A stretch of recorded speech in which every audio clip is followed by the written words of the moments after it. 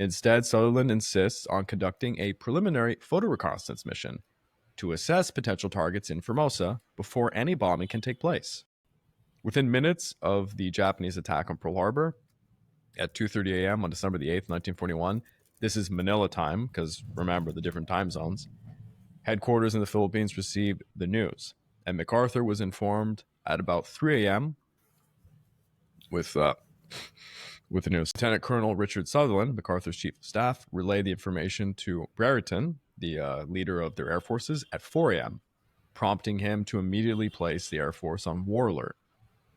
At 5 a.m., Brereton sought MacArthur's permission to bomb Formosa.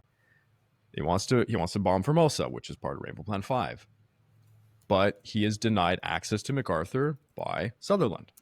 Instead, Sutherland insists on conducting a preliminary photo reconnaissance mission to assess potential targets in Formosa before any bombing can take place. Very strange.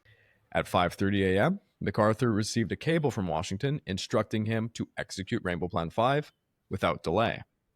However, it appears that MacArthur took no immediate action. At 6:15 a.m., Admiral Hart informed MacArthur that Japanese carriers had just bombed the American seaplane tender William B. So, not only has there been an attack on Pearl Harbor, but there's been an attack in the Philippines against a U.S. vessel.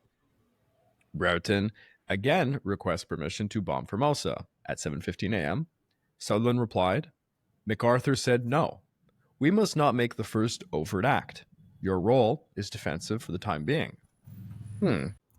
He called Sutherland to request permission to bomb Formosa because they were being attacked, but Sutherland denied the request again. At 9:40 a.m., Brereton received orders to perform a photo reconnaissance flight over Formosa, while the understanding was that if targets were identified, a bombing raid could be authorized in the afternoon. So they're already 5 hours behind from Brereton's first request. Yeah. Finally, at 10:14 a.m., MacArthur approved the bombing attack on Formosa. So, at 12:35 p.m., 26 Nells and 27 Bettys bombed Clark Field, escorted by 34 Zero fighters that would strafe the aircraft on the ground.